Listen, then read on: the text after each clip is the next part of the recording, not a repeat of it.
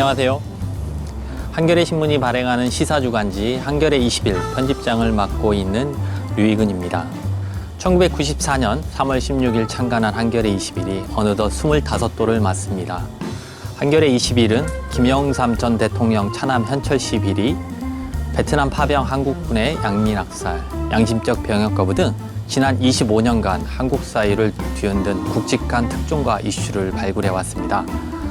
한겨레 21은 독자님들의 사랑 없이는 생존할 수 없습니다. 여러분에게 후원을 부탁드리는 이유입니다. 후원하실 분은 하나은행 555-810000-02 12504로 보내주시면 됩니다. 하나은행 555-810000-12504로 보내주시면 됩니다. 보내실 때 이름 앞에 후원이라고 꼭 표기해 주세요. 한 주 커피 한 잔 값으로 한겨레 21을 정기 구독해 주셔도 좋습니다.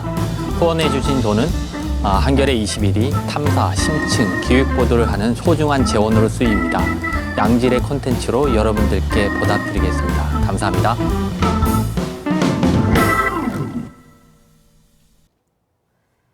네, 디스펙트 시즌 4 22번째 방송입니다. 안녕하세요. 저는 한겨레 송채경화 기자고요. 오늘도 역시 두 번째로 방송이죠. 송호진 기자 나오셨습니다. 안녕하세요. 송호진입니다. 네. 그 김원철 팀장을 좋아하셨던 분들한테는 그 김원철 팀장이 대체제가 아직 좀 부실하다 이렇게 생각하실 것 같아서 그럼 평가가 나오고 있나요? 아직 그런 평가조차 받지 못하는 상태이긴 합니다. 네. 걱정이 앞서면서 하여튼 두 번째 네. 출연이니까 좀 더 적응하면서 말씀을 좀 네, 드리겠습니다. 오늘 아까 보니까 오늘 주제를 굉장히 열심히 공부하고 계셨는데 오늘 기대하고 있겠습니다. 왜 그런 기대를? 네, 그리고 오늘도 역시 김민아 씨 나오셨습니다. 안녕하세요. 네티즌 네. 김민아 씨. 한겨레 21 후원 부탁드립니다. 왜 갑자기 한겨레 21 후원? 아, 광고가 나오던데요. 근데 그 후원만 보면 하나은행에 돈을 넣으면 그 류익은 편집장이 커피를 마실 수 있다 이런 느낌이 들더라고요. 커피를 마시면서 돈이 없어서 커피도 못 마시고 있다 한겨레 21이. 뭐 그 정도는 아니고요. 커피는 뭐 자비로 마시는 거니까요. 네. 아 그래요? 그럼요. 커피도 안 사줘요? 안 회사에서? 사줍니다. 회사에서. 네. 네, 오늘은 낙태죄. 난 커피 마시는데. 네, 커피 맛있게 드시고 제가 산 거 아시죠? 제 개인 돈으로 산 겁니다. 아 그래요? 네, 맛있게 아 드시고요. 그렇구나. 특별히 한 잔 드렸죠. 네. 네, 저만 있어요, 없는데. 이게. 네, 저희는 네. 없고 게스트만 아. 네, 저희가 특별히 사드리는 거고요. 더 맛있게 먹으면 되겠네. 네, 맛있게 드시기 바랍니다. 네, 오늘 그 메인 방송 주제가 낙태죄인데요. 그 지난 7년 전에 2012년에 헌법재판소에서 위헌이 아니다, 합헌이다라는 결정이 난 뒤로 7년이 지났는데 오늘 4월 11일 다시 헌법재판소가 이제 결정을 내리게 되는데요. 이게 오늘 오후 2시에 선고가 이루어진다고 하더라고요. 그래서 좀 오늘은 그러니까 선고까지 우리가 좀 보려면 그 메인 방송을 조금 뒤에 하고 오늘은 이제 김민아의 여의도 동물원을 먼저 진행을 하고 메인 방송을 진행을 하도록 하겠습니다. 아 그런 의도인 거예요? 네, 그런 의도입니다. 아.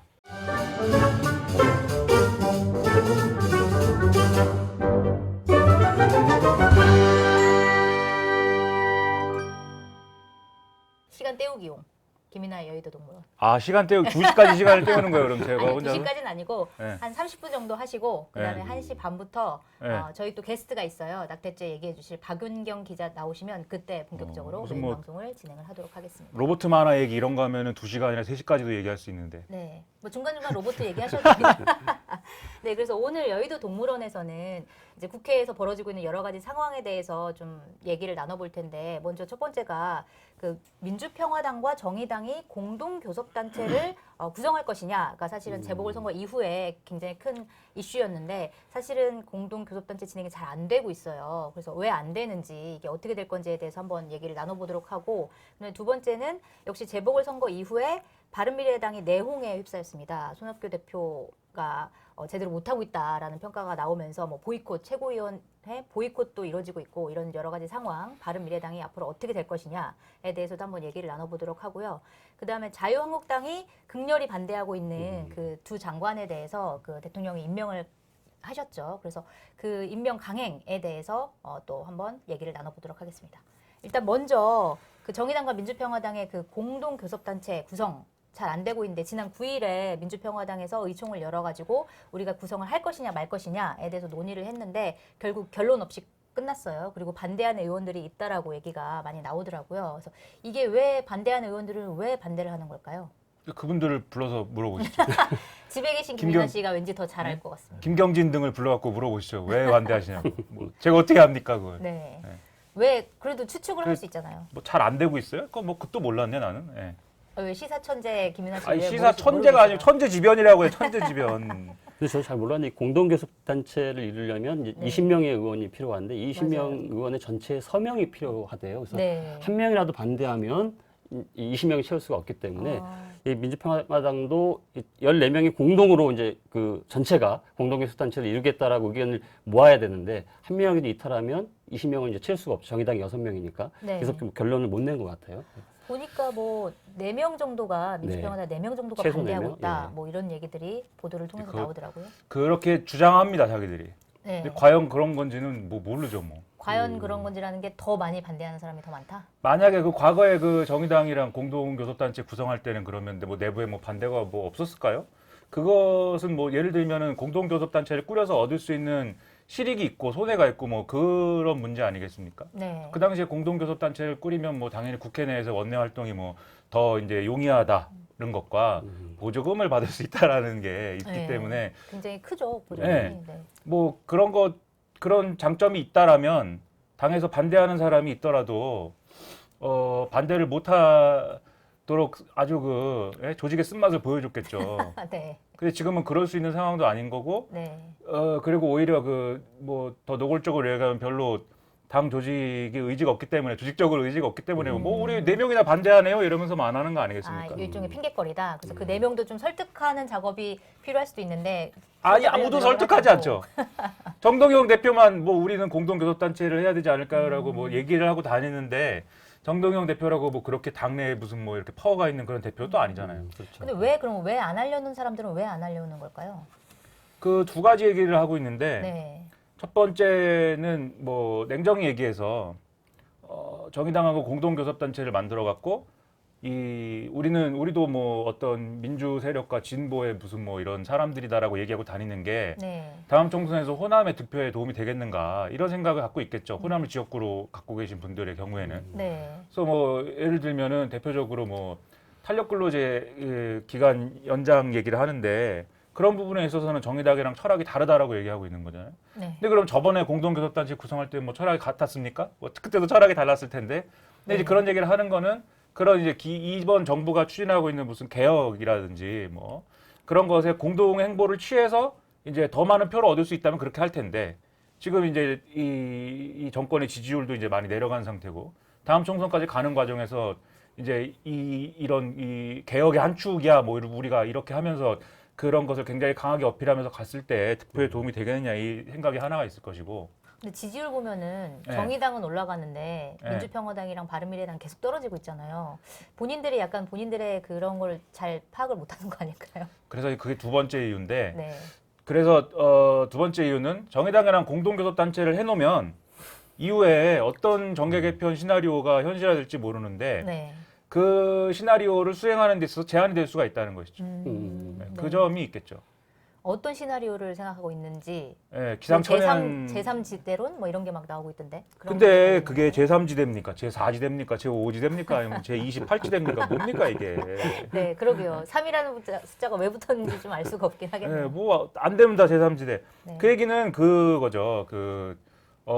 바른미래당이 요새 시끄러우니까 바른미래당에 있는 호남 의원들하고 그다음에 혹시 있을지 모르는 무소속 호남 의원들하고 해가지고 네. 이 호남에 이렇게 제3지대를 만들어서 그렇게 따로 뭐 살림을 차려보자. 그리고 바른미래당 쪼개지면 쪼개진 한쪽은 또 자유한국당으로 갈 거 아니냐 결론적으로 네. 내년 총선 직전에 그렇게 하면 우리 공간이 열릴 수도 있다. 뭐 이런 시나리오도 있고 아니면 지금 뭐 더불어민주당은 다 뭐 아니라고 하는데 더불어민주당으로 복귀할 수도 있는 거고 뭐 어떤 사정이 되는 사람이면 근데 지금은 분위기가 그런 분위기는 아닌 것 같아요. 가능성 크지 않은 것 근데 같은데 더불어민주당으로 본인들이 복귀하겠다고 하면 받아줄까요? 안 받아준다는데 네 세상 일 뭐 어떻게 압니까? 뭐 모르는 거죠. 네. 당장 내일도 모르는데 뭐. 근데 제3지대도 사실은 바른미래당이 쪼개질 것을 전제로 그렇겠죠. 얘기가 나오는 건데 네. 바른미래당이 언제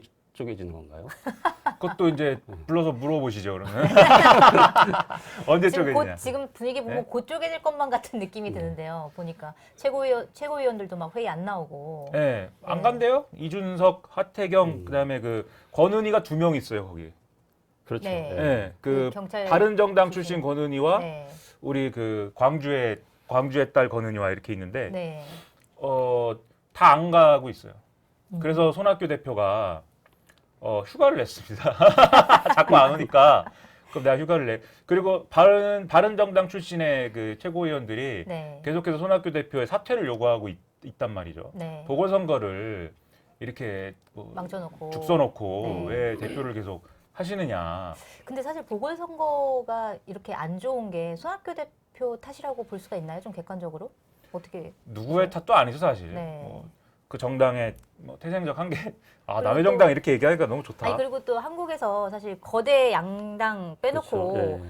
그 어느 지역에서 표를 얻기가 사실은 쉽지 않은 구조잖아요. 네. 다당제라고는 하지만 사실은 실제로는 좀 표를 보면 다당제가 아니니까. 그래서 저도 사실은 그 손학규 대표가 정치권으로 돌아올 때 정치 네. 재개의 명분이 없다. 저는 그렇게 생각을 했는데 네. 지금 현 시점에서 손학규 대표 나가라 이렇게 주장하는 사람들의 그 명분도 사실 설득력이 떨어진다 말씀하신 것처럼 네. 사실은 그 정당의 지지율이라는 것은 개별 의원들의 의정 활동에 대한 평가의 총합인데 네. 그 바른미래당의 지금 지지율이 5% 6% 정도 나오잖아요. 네. 근데 창원 성산에서 이재현 후보가 10% 이상을 얻어야 된다라고 애시당초 요구했던 것 자체가 굉장히 무리한 요구였다. 요구인 거고 네. 창원 성산에서 정의당 그다음에 그 자유한국당이죠. 그동안 그 지역에서는 계속 1등, 2등 후보가 40%, 50%를 이렇게 양분을 했기 때문에 네. 바른미래당이 그 지역에서 10% 이상을 받는 건 더더욱 어렵고 3%, 4%는 어떻게 보면 당연한 결과인데 네. 이걸 근거로 손학규 대표 나가라고 하는 것은 좀 명분이 좀 떨어지는 논리가 아닌가 이런 생각이 드는데 어떻습니까?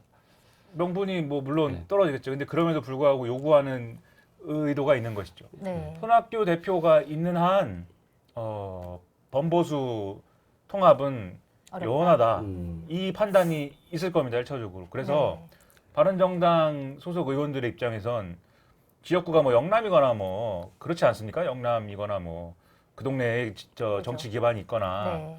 그런 사람들 입장에서는 바른미래당 간판 걸고 다음 총선에 나가봐야 안 될 거거든요. 당연히 안 되겠죠. 지금 분위기가. 네, 안 되겠죠. 그러면 어떻게 해서든지 그게 뭐 자유한국당이든지 아니면 더 큰 어떤 보수정당의 간판이든지 그걸 걸고 나가야 되는데 손학규 대표가 거기 동의 안 하잖아요. 네. 그런 정계 개편에 동의를 안 하잖아요. 안 하겠죠, 당연히. 네. 네. 그러면 방법은 두 가지 아니겠습니까? 뛰쳐나가서 자유한국당으로 가든지 네. 아니면 자유한국당까지 포괄하는 무슨 뭔가를 보수 만들든지. 빅텐트를 만들든지 네. 그걸 하든지 아니면 손학규 대표를 끌어내리고 바른미래당을 접수한 다음에 바른미래당하고 자유한국당의 당장 통합을 추진하든지 둘 중에 하나겠죠? 네. 근데 보다 좋은 건 뭐냐면 바른정당 출신 의원들에게 좋은 건 뭐냐면 당연히 바른미래당의 당권을 잡고 당대당 통합을 하는 게 좋죠. 네. 두 가지 면에서 좋은 게 첫째로 바른미래당이 그렇게 조그만 당이어도 돈이 없는 당은 아닙니다. 돈이 조금이라도 있습니다. 네. 그래서 그 자산과 이런 것들을 가진 상태로 이제 뭐 당대당 통합을 추진해서 그걸 보존할 수 있다는 점이 하나 있을 것이고 네. 두 번째는 그렇게 뭐 개별적으로 막 들어가가지고 그 라이언 일병 구하기에 라이언이 되는 것보다는 네. 통으로 가서 지분을 요구하고 이 지역구를 정리해달라고 요구하고 그렇죠. 그게 훨씬 더 힘이 세겠죠. 예. 당으로 요구하는 게. 그렇죠. 그렇게 요구해서 하는 게 살아남을 확률이 높은 거죠. 네. 그래서 그렇게 할 것이야라고 마음을 먹어서 손학규 대표를 이제 손학규 내리기를 하는 것이고. 근데 보면은 유승민 전 대표 같은 경우에는 자유한국당 아직 정신 못 차렸다. 네. 난 가지 않을 것이다. 뭐 네. 약간 이런 식으로 얘기를 했잖아요. 그건 네. 또 그럼 어떻게 받아들여야 되는 그 거예요? 얘기는 뭐냐면 그것도 네. 두 가지 의미인데 첫째는 뭐 그러면 달라지면 가시겠죠 그러면 달라지면 갈 수 있는 달라지는 거죠. 기준이 뭐냐? 예, 뭐 좀 약간 의문인데요. 그것도 뭐 근데 그것도 뭐 엿장수 마음 아니겠습니까? 네. 엿가락을 뭐 본인이 명분을 부여하면 되는 거다. 예, 본인이 그렇게 생각한다고 그러면 하면 되는 거지 뭐. 그건 네. 엿장수 마음인데 그 문제 때문이에요. 지금 범보수 통합을 가장 그 당에서 세게 주장하는 사람은 이현주 의원입니다. 네. 이현주 의원인데 이현주 의원 바른정당 출신도 아니잖아요. 바른정당 출신 아니지 않습니까? 네, 아니죠. 국민의당이지 않습니까? 네. 근데 그분은 왜 원래는 그 지역구가 광명인지 뭐 그렇잖아요. 네. 근데 거기서 안 나가실 거고 네, 안 나가겠죠. 이게 뭐 안 돼서 그리고 어디 계속 뭐- 지금 오른쪽으로 행보를 엄청나게 하고 네. 계시잖아요. 손학규 대표 뭐 찌질하다고 네. 얘기해가지고 당원권 정지 당하기도 하고. 예, 그래서 뭐 영도에 나간다는 소문이 있고, 아, 예, 네. 지금 그- 영도에 누가 있죠? 무성희 형님이 계신데 아, 네. 모르겠어요. 근데 그게 뭐 어느 정도 가능성이 있는 건지. 거기도 출신이잖아요. 네. 이현주 의원이. 네. 네. 근데 무대를 어떻게 뚫고 갈 수 있을까요?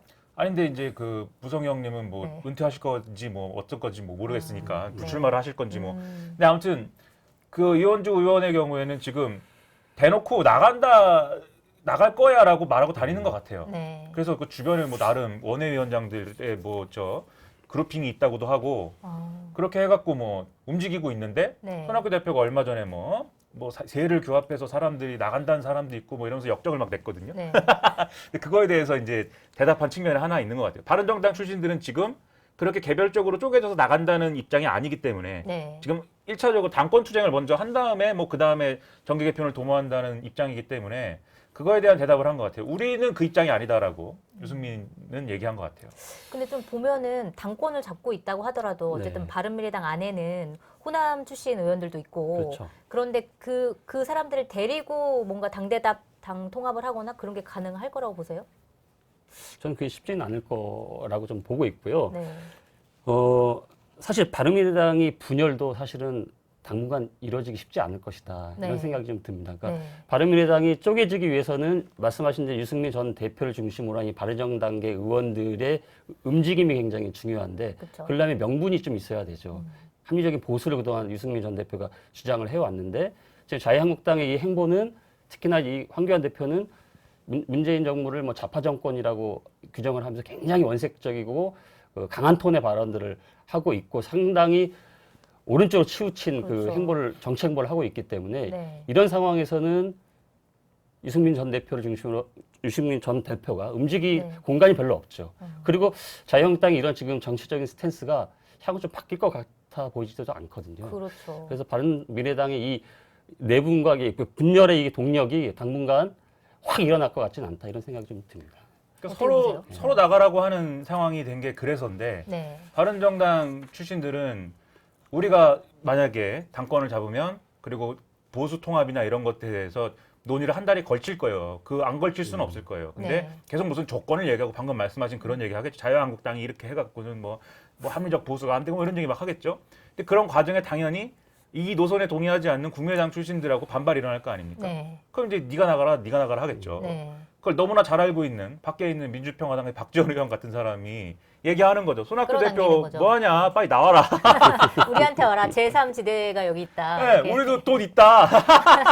오늘 얘기했습니다. 우리도 돈 있다. 아니 그게 그런 국면이 오는데 근데 그 말씀하신 지금 상황에서 그래서 서로 나가라고 할 수밖에 없는 국면이기 때문에 네. 지금 당장 쪼개지지 않는 게 맞습니다. 네. 근데 계속 시일이 지나면 또 모르는 게 네. 과거에 뭐 그 돌아가신 저 노 의원님이 얘기하셨는데 엘리언이 쳐들어오면 그 친일파와도 손을 잡아야 된다고 하지 않았습니까? 뭐 그런 네. 얘기였나? 뭐 그럼 누가 쳐들어오는 건가요, 그럼?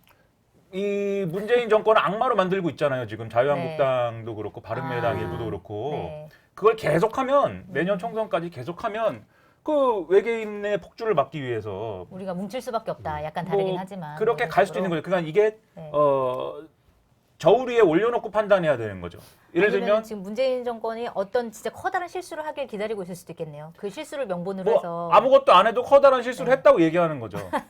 그럴 수도 있고요. 지금 산불 보세요, 산불. 네. 산불은 지금 거의 문재인 대통령이 불을 질렀다는 거 아닙니까? 지금 거의 얘기가 무슨 문재인의 뭐 3시간? 5시간이에요. 5시간? 네, 네. 뭐 5시간도 나오고. 기상천외한 재밌는- 얘기를 막 하잖아요, 자유한국당. 네, 너무 재밌는 것 같아요.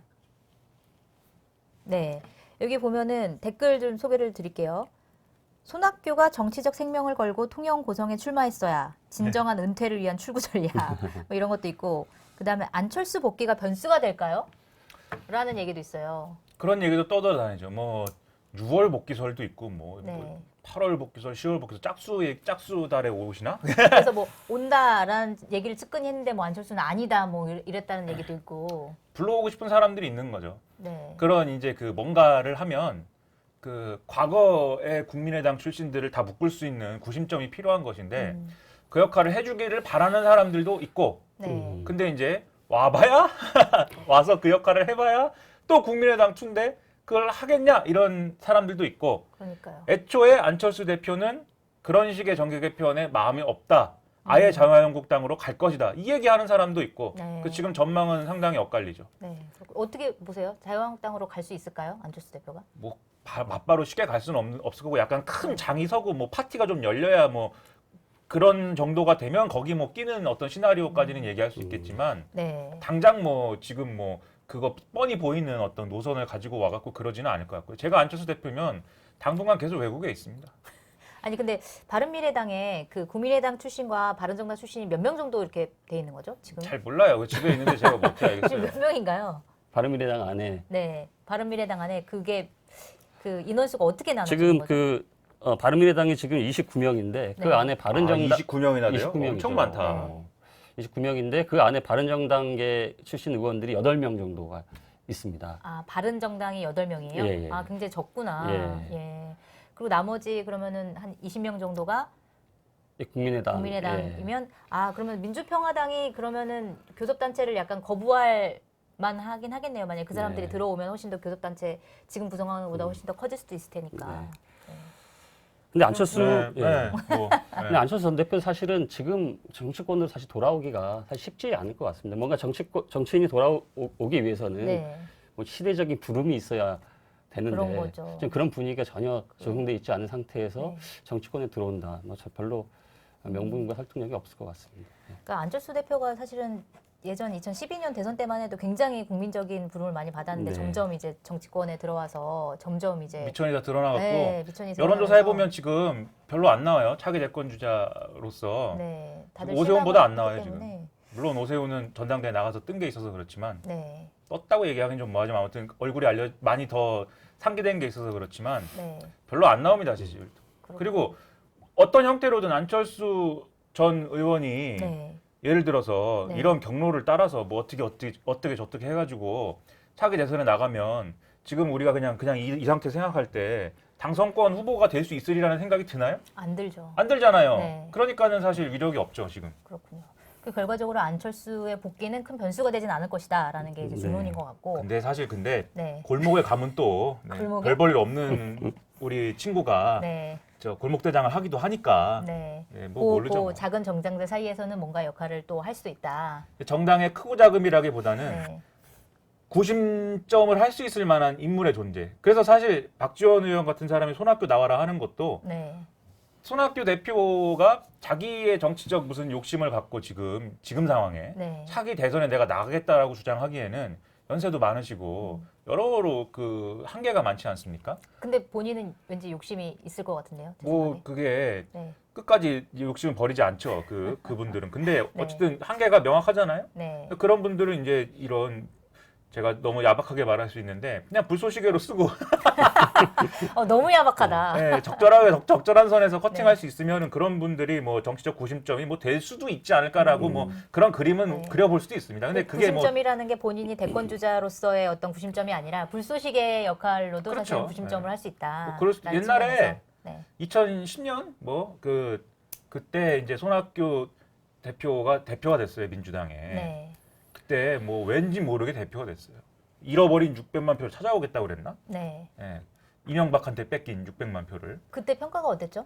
그때 뭐 호남에서 인기가 좋았죠 그때. 네. 그래서 그런 과거도 있고 그러니까 음. 그게 뭐 거의 이제 10년 전이 됐는데 네. 10년 전인가? 아무튼 그런 것도 있고 하니까 그 정도 선에서 그냥 뭐 무게감 있는 인물 정도. 그다음에 손학규 대표 외에 그 옆에 서 있는 뭐 누구 뭐 박지원도 있을 것이고 왜냐면 호남을 상징하는 몇 명 이렇게 해가지고 좋은 그림 만들어서 네. 구심점 만들어서 뭐 이렇게 해보자라는 구상이 있겠죠. 그게 뭐 그 구심점이 물론 블랙홀 같은 중력은 아니고 우리 인류가 블랙홀 관측에 성공했습니다. 어제 그 정도는 중력은 어제- 아니지만 이라는 얘기를 하려고 지금 이 얘기를 시작하시는 거죠? 어제 저녁 때 한겨레 홈페이지에 들어갔더니 네. 맨 위에 블랙홀을 우리 인류가 관측했다고 딱 실시간 야. 이슈 1위였어요 블랙홀이. 네, 그래서 나는 한겨레가 과학기술에 이렇게 관심이 많구나. 저희 한겨레 과학기사 질 좋은 과학기사들 굉장히 많습니다. 그래요? 그러면 눈여겨보세요. 질이 나쁜 기사는 어느 면이라고 생각하십니까? 가장 질이 나쁜 기사가 실린 면은? 아, 그런 거 좀 저희가 얘기하기 좀 거시기하죠. 평가해 보신다면 네? 한겨레 중에서 가장 질 나쁜 분야는 어디인 것인가? 출연료를 저기 주기 때문에 네. 모든 한겨레 기사들은 굉장히 질이 높고요. 이런 퀄리티가 높은 신문은 대한민국에 없다고 생각합니다. 아, 네, 네. 없기 때문에 여러분이 한겨레 20일을 많이 구독을 해주셔야 커피를 마실 수가 있고 뭐 하나은행이 요 밑에 있으니까 네. 하나은행에다가 입금을 많이 해주시기 바랍니다. 네, 알겠습니다. 어쨌든 정리를 해보면 뭐 안철수 대표가 뭐 그렇게 큰 구심점 역할을 하기는 좀 쉽지는 않을 것 같은데 그렇더라도 뭐 불가능한 건 아니다라는 얘기를 해주신 것 같고. 일단 안철수 대표가 무슨 선택을 하는지가 네, 그 이후에 뭐 영향을 미칠 수는 있어요. 근데 그게 아주 뭐 그 과거처럼 뭐 태풍에 눈이 내고 뭐 그런 건 아닐 것 같은데 네, 어쨌든 영향을 안 미치지는 않을 겁니다. 근데 그 부분에 있어서는 안철수 대표가 무슨 선택을 하느냐는 사실 본인의 뭐 그 대권 주자의 진로나 이런 거를 자기가 어떻게 생각하느냐에 따라서 뭐 달라질 수 있는 거죠. 그렇군요. 그러면 이제 공동 교섭단체 같은 경우는 사실 안 될 가능성이 큰 것 같고, 그다음에 바른미래당 같은 경우에는 이제 사실 깨지기를 원하는 사람들이 이제 당 내외적으로 굉장히 많지만 사실은 당장에 뭐 서로 갈라서거나 그러기는 네. 쉽지 않을 것 같다. 네. 그리고 그렇지만 언젠가는 뭐 어떤 명분을 가져와서든 그런 것들이 이제 보수 대통합으로 진전이 될 가능성이 있다라고. 왜냐하면 좀 당선이 안 말씀하셨거든요. 되니까 지역구에서. 네, 그렇죠. 왜냐하면은 뭐 소규모 정당으로는 당선되기가 쉽지 않다는 게 계속 증명이 돼 왔었으니까. 유승민도 대구에서 안 됩니다. 바른미래당 간판 갈 거면. 유승민은 근데 무소속으로도 되지 않았었나요? 뭐 모르는데 안 됩니다. 지난번에 바른미래당은 그랬는데 안 된다. 네. 안 됩니다 이제. 네, 그렇군요. 어쨌든 그렇고 이 얘기는 뭐 여기서 좀 마무리를 하고 그다음에 장관 임명 관련해서 좀 더 얘기를 해봐야 될 것 같은데 뭐 가장 논란이 됐던 게 김현철 통일부 장관, 그다음에 박영선 중소벤처기업부 장관 이 두 명에 대해서 자유한국당이 굉장히 극렬하게 반대를 했는데 결국 임명을 강행을 했죠. 이게 보면은 자유한국당이 그렇게 반대를 한 게 명분이 좀 있다고 보세요? 하고 싶으니까 했겠죠 뭐. 반대하고 싶으니까 뭐 했는데. 왜 반대했을까요, 자유한국당은? 사실은 그 김현철 장관의 경우는 SNS상에서 여러 가지 좀 그 당시에 거친 표현들이 있었죠. 그런데 그 발언을 매개로 사실은 이 김현철 장관 후보자가 갖고 있는 그 남북 대화, 그러니까 대화론자 네. 그런 것도 굉장히 마음에 들지 않았던 것 같습니다. 예. 네. 김현철 장관 후보자의 경우는. 네. 박영선 장관 같은 경우는 근데 보통 국회의원이 장관 후보자가 되면은 좀 봐준다 이런 좀 약간 분위기가 관행 이런 것도 예. 있어왔는데 박영선 후보 같은 경우는 굉장히 반대가 심한데 왜 그럴까요? 박영선 장관, 지금 장관이에요. 박영선 네. 장관 같은 경우에는 야당 정치인 시절 굉장한 그 청문회를 하게 되면 저격수이지 그렇죠. 않았습니까? 엄청난 저격수. 그러니까 박근혜 정부나 이명박 정부를 굉장히 곤혹스럽게 만들었던 정치인이었는데 네. 그것에 대한 일종의 감정적인 괘씸죄 뭐 이런 게 좀 있는 게 깔려 있는 게 아닌가 그런 네. 생각도 좀 해봅니다. 네. 만약에 어떻게 보세요? 진짜 그런 이유가 있죠. 근데 그런 이유라면 사실은 네. 굉장히 그 정치를 아주 저열한 수준에서 하는 거고 그렇지 않습니까? 저열한 수준에서 네. 해오긴 했었죠. 뭐 맛 좀 봐라. 그게 뭡니까? 예? 네. 박영선 맛 좀 봐라. 뭐 이렇게 그 박영선 후보자는 사실 네. 제가 볼 때는 그냥 그 정책적인 것이나 장관으로서의 어떤 그런 뭐 업무 적합성이나 전문성이나 그런 걸 볼 때 네. 특별히 뭐 자유한국당이 반대할 이유는 제가 볼 때 없는 것 같아요. 네. 그 자리가 중소벤처기업부가 네. 예? 그 무슨 분배 정책을 하는데도 아니고 지난번에 말씀드렸지만 그렇죠. 소득주도 성장을 하는데도 아니잖아요. 네. 예? 그 중소기업들을 잘 이렇게 성장을 할 수 있도록 잘 배려해주고 그렇죠. 지난번에 말씀하신 게 그래서 자유한국당과 특별히 의견 마찰이 있지 않을 만한 부서다 뭐 이렇게 네. 얘기하셨었죠. 네. 그리고 또 박영선 장관도 네. 기존에 어떤 그 우리가 운동권들이 문재인 네. 정권이 하면 안 된다라고 주장해온 예? 네. 그런 것들 다 한다고 그랬어요. 그 저 벤처기업에 한해서 이제 차등 의견권을 인정하는 정책에 대해서 찬성을 했고 네. 최저임금도 뭐 올해는 뭐 너무 저기 하면은 동결 수준도 해도 될 것 같다고 얘기를 하고 그다음에 뭐 지역별 차등화든지 이런 것도 이제 가능할 수 있다라고 얘기했잖아요. 네. 근데 그런 건 저 같은 운동권들은 반대하는 얘기거든요. 그런데 이제 한다고 했다. 네, 박영선 그래서 장관은. 사실 자유한국당 입장에서는 뭐 그렇게 반대할 거리가 있습니까? 없는데 네. 제가 볼 때는 그 괘씸죄 하나 있고 두 번째로는 박영선 의원이 장관 달고 정치적으로 커지는 게 싫은 거죠. 그래서 그다음 저 갈 때 어디냐면 서울시장 선거에 나올 거거든요. 네. 그러니까 사실 서울시장 선거에 나오기 전에 만약에 서울시장 선거 나올 사람을 지금 막 그래도 훌륭한 장관이시고 참 그래도 이 와중에 문재인 정권에서 참 합리적이시네요. 이렇게 갖고 사실 그 뭐라고 합니까? 오랑캐끼리 싸우게 하는 거. 그걸 EJ를 붙일 수도 있는데 네. 굳이 그렇게 안 한 거는 네. 서울시장에 나올 거기 때문이죠. 그래서 만약에 서울시장 나왔는데 선거 구도를 그렇게 짜면 사람들이 이렇게 생각할 수도 있을 거 아닙니까? 과거에 분명히 자유한국당 박영선 훌륭한 사람이라고 그랬는데 이제 와서 왜 또 비판하냐 이렇게. 왜 이제 저렇게 나쁘게 얘기하지? 뭐 이렇게 네. 할 수도 있는 거니까 사실은 지금부터 좀 아. 오물을 묻혀 놓아서 약치기군요 일종의 미리 약쳐놓기. 미리 그런- 깔아놓는다. 상처를 내놓는다 이런 거. 그런 의도도 있지 않을까라고 제가 또 집에서 생각을 했다 이겁니다. 그렇군요. 근데- 여기 보니까 재밌는 댓글이 있는데 김현철의 거친 생각과 불안한 눈빛과 그걸 지켜보는 문재인. 네. 김현철 후보는 뭐 자유한국당에 반대하는 이유가 어찌됐든 본인들의 이제 통일 정책, 뭐 대북 정책 이런 것과 좀 완전히 다르다라는 평가 때문에 그런 거겠죠? 그렇죠. 뭐 완전히 다르다는 거고 그 다음에 다른 것도 다른 건데 그 네. 다르다는 거를 갖고 말을 만들기가 좋지 않습니까? 북한에 너무나 온정적이고 북한에 너무나 편향돼 있고 네. 거의 뭐 북한의 부대변인이시고 수석 대변인은 누구죠? 수석 대변인은 문재인 대통령이고 부대변인 김현철이다 이래가면서 네. 말을 만들기가 좋지 않습니까? 이걸 막 들이받으면서 반대를 하면서 네. 그래갖고 반대를 한 건데 사실 김현철 후보자에 대한 국민의 여론은 좋지 않습니다. 이 SNS를 통해서 말을 해놓은 거나 그게 너무 상징적이 됐죠. 자신의 저서를 통해서 이제 밝힌 어떤 견해들이 국민의 반발을 살 수 있는 어떤 그런 표현들이기 때문에 사실 여론은 좋지 않아요. 근데 그런 이제 발언 등에서 사실은 그 전체 맥락이나 이런 걸 우리가 잘 봐야 될 필요가 있고요. 네. 예를 들면 금강산 관광 사건에 대해서 뭐 박광자씨 피살에 대해서 뭐 겪어야 될 뭐 일이었다는 식으로 얘기를 했다고 하지만 맥락을 또 봐야 된다. 그 얘기를 한. 그 말 자체는 저 잘못됐다고 생각하는데 네. 그렇게 말할 성질의 것이 아니죠. 우리 국민이 북한의 네. 그럼요. 총격에 의해서 네. 돌아가셨는데 네. 그렇게 말할 성질의 것이 아니지만 그렇다고 김현철 후보자가 금강산 관광을 재개하는 데 있어서 북한의 이제 사과나 재발 방지가 필요하지 않다라고 얘기한 건 아니거든요. 네. 사과나 재발 방지가 필요하다고 얘기하거든요. 그래서 그런 걸 같이 봐서 평가해야 될 부분이 있는 거고 제가 분명히 말씀드렸듯이 그건 잘못한 겁니다. 그 말은. 그다음에 그 천안함 우발적 사건이다 이런 것도 지난번에 말씀드린 것 같은데 우발적으로 북한이 했을 수도 있는 거고 그렇죠? 북한이 네. 했다와 우발적이라는 것이 뭐 상충되는 상충되지? 것은 아닌 네네. 것이고 그다음에 이제 북한이 한 것이 아니다라는 취지의 이제 주장으로 우리가 받아들인다 할지라도 네. 과거에 우리도 다 의심했다고요. 북한이 한 건지 아닌지. 이명박 대통령도 의심했다고요. 이명박 대통령한테 국방부 장관이든지 누가 가가지고 북한이 쏴갖고 천안함이 그렇게 된 것 같습니다라고 얘기했더니 내가 배 좀 만들어봤고 잘 아는데 배가 오래되면 그렇게 쪼개질 수 있다 이렇게 얘기하신 거잖아요. 네. 그러니까 그런 것도 있고 하니까는 과거에 그것을 갖고 지금 와서 또 과거에 그런 의견을 가졌다라고 하면서 굳이 장관 되고 싶어서 의견을 바꾼 거냐 이렇게 얘기하는 건 좀 악의적이라는 거죠. 그 당연히 국민이 천안함의 진상에 대해서 납득하지 못했기 때문에 진상조사도 하고 뭐 이렇게 한 거 아닙니까? 네. 그렇죠. 그 과정을 다 거치고 나서 저 같은 사람도 그런 걸 보면서 북한이 했나 보다 생각하게 된 거잖아요. 네. 그런 과정을 김현철 장관은 거치면 안 됩니까? 그럴 수 있는 거잖아요. 네. 그래서 뭐 그것을 가지고 이제 그 장관이 되기 위해서 그런 사익 추구를 위해서 입장을 막 바꾸는 이런 팔랑거리는 사람이다라고 얘기하는 것도 안 좋은 것 같고 뭐 근데 어쨌든 뭐 사실 명분은 없지만 강하게 반대를 했는데 그럼에도 불구하고 문재인 대통령이 임명을 했어요.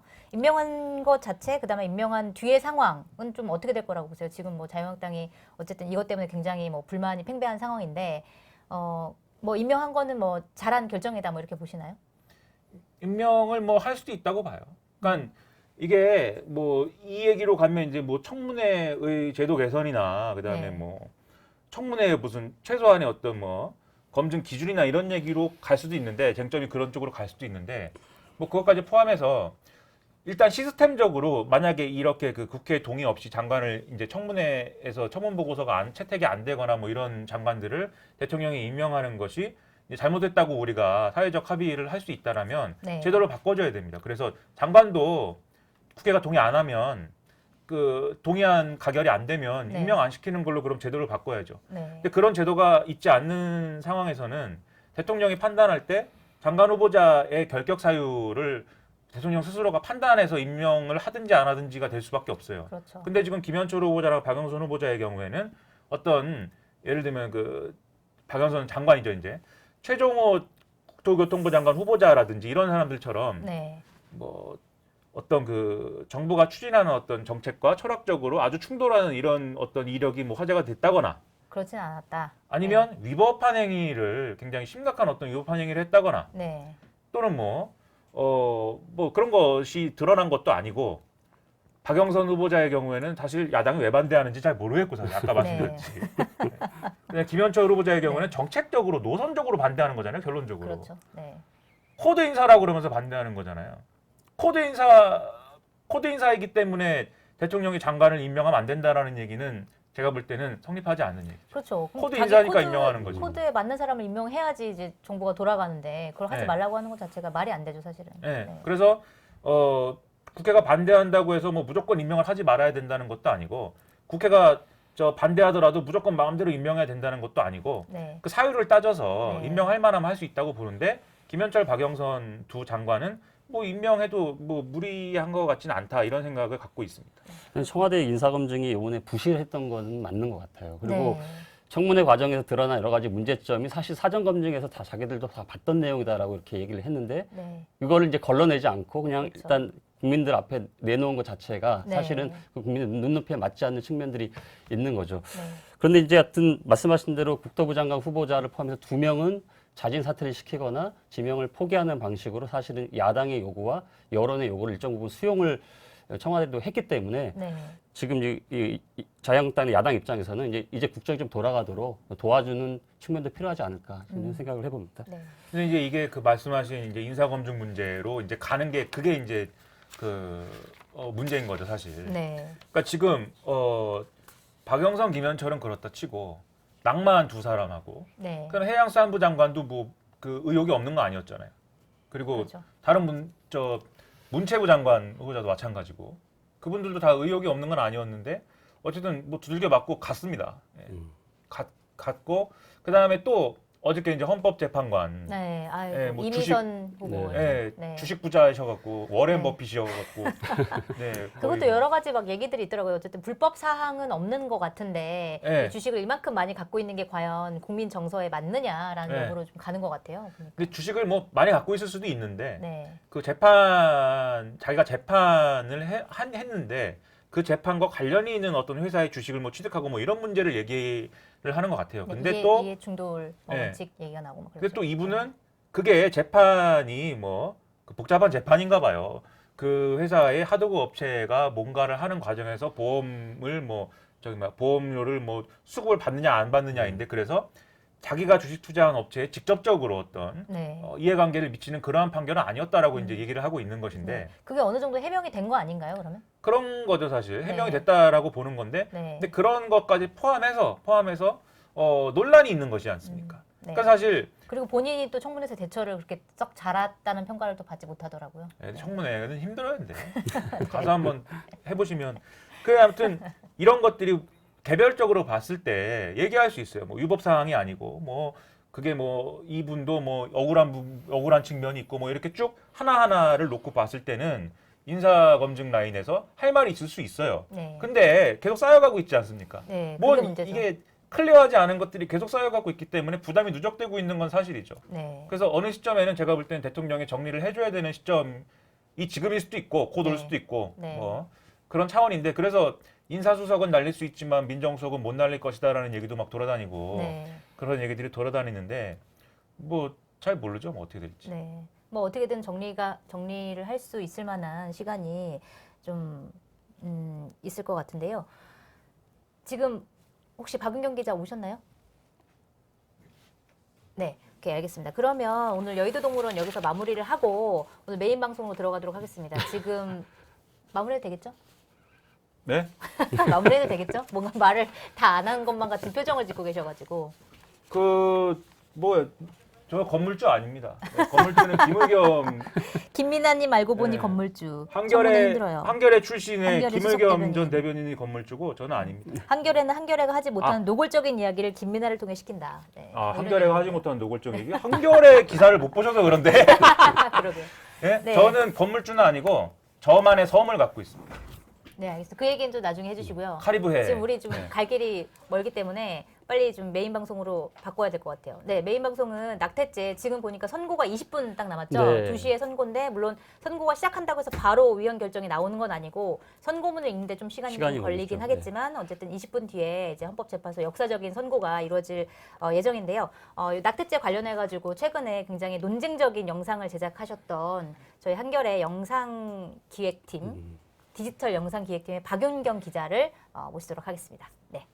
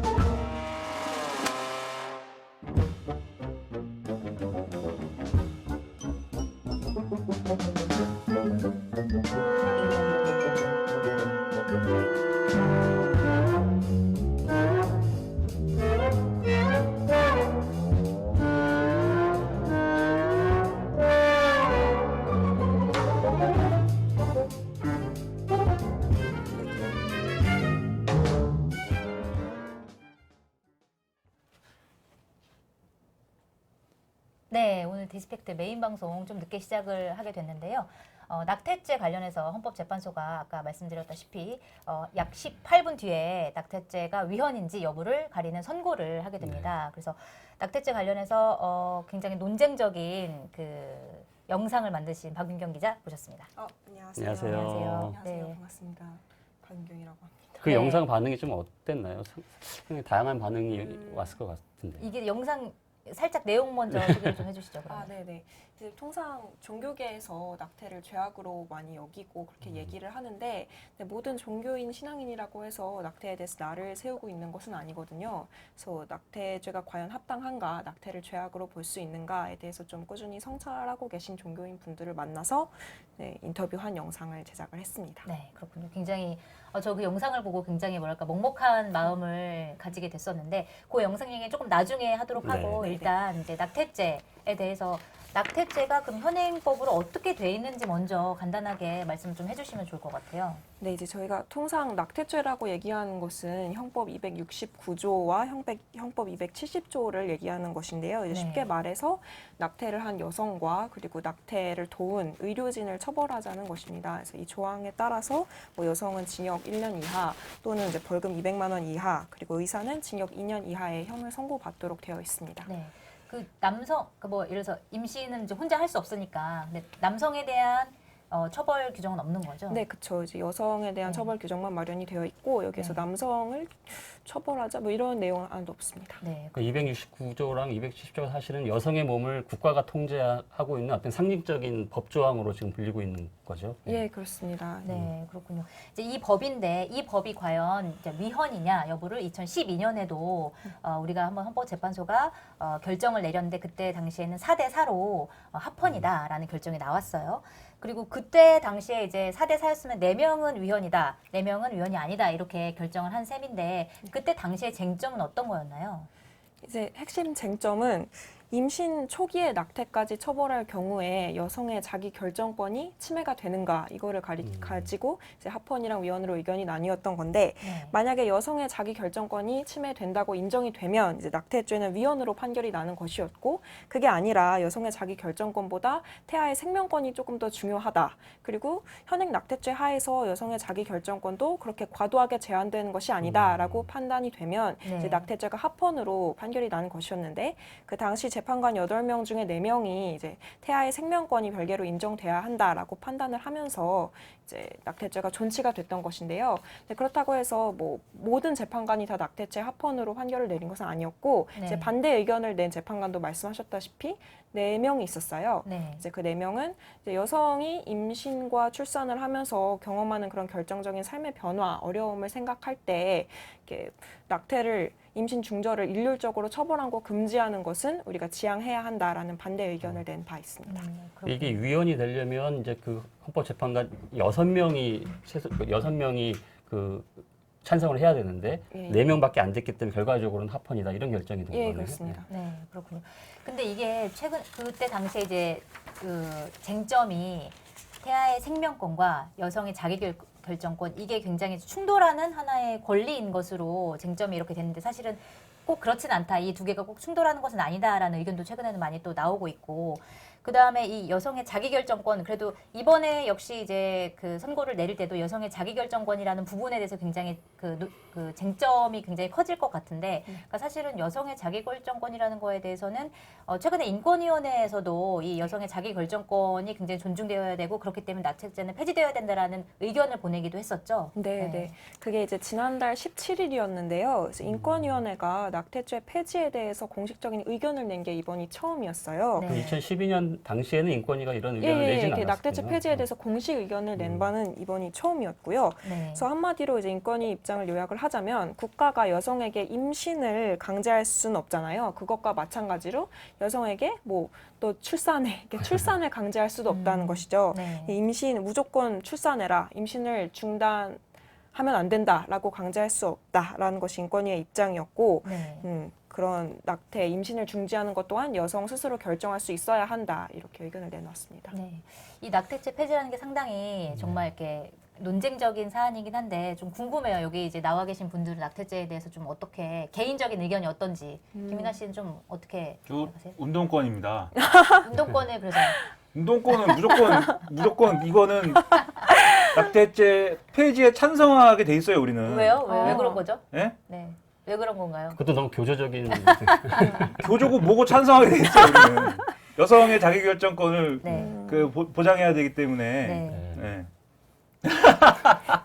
아니 이게 네. 무슨 뭐 그 사실 뭐 복잡한 논의를 하는데 태아의 생명권이라고 하면 그럼 언제부터 그럼 생명이니 뭐 이런 것부터 시작해갖고 복잡한 논의를 이제 뭐 할 수밖에 없죠. 하게 되는데 네. 현실적 차원에서 봤을 때 지금 뭐 사실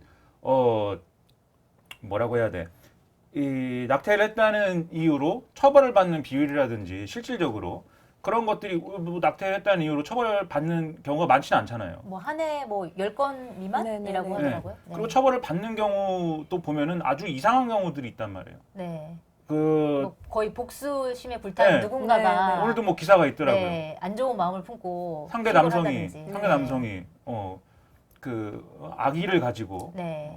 자기의 파트너를 고발한다든지 뭐 이런 식으로. 네. 그러니까 결국 종합적으로 봐서 거기다가 이제 또 어쨌든 뭐 아이를 갖고 이런 것들은 두 사람이 같이 뭐 이뤘다고 하면 이룬 거고 저질렀다고 하면 저지른 하여튼 네. 두 사람이 같이 만든 결과인데 네. 예?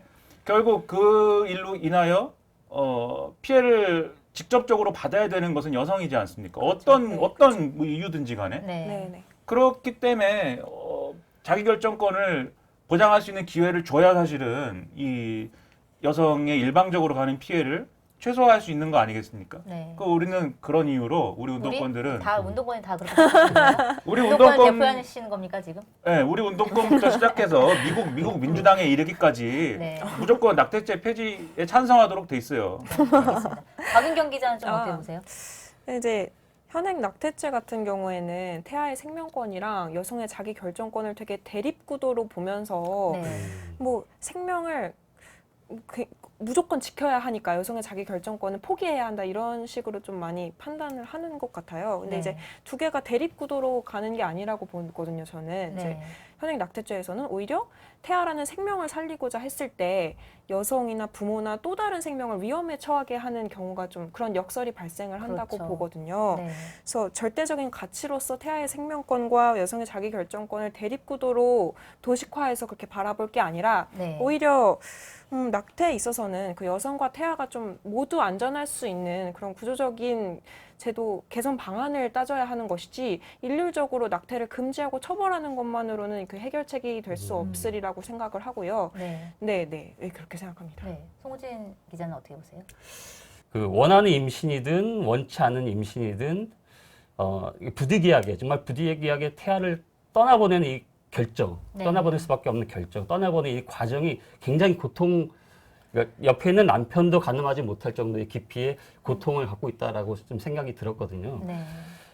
그래서 사실은 이런 고통을 감내하는 결정, 또 이 고통을 통과하는 이 여성이, 이 당사자가 좀 더 안정적인, 네. 이 안정적인 의료 서비스를 받고 안정적인 좀 그 치료를 받을 수 있도록 그런 사회가 그런 분위기를 조성하는 게 더 중요하다. 네. 뭐 그런 생각을 좀 하고 있습니다. 감히 남성들이 뭐라고 이렇게 자꾸 떠들기가 뭐한데 네. 저도 25세의 아버지가 됐습니다. 네. 네? 그러셨군요. 25세 지금으로부터 몇 년 전이야 그게.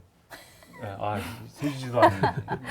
근데 그때 이제 운동권이란 말이죠. 네. 그러니까 감히 운동권을 계속 여기서 말하는 거예요. 네. 네. 그래서- 운동권이니까 그거를 뭐 어떻게 얘기도 못 하고 이제 네. 그래서 아이 엄마 되시는 분에게 네.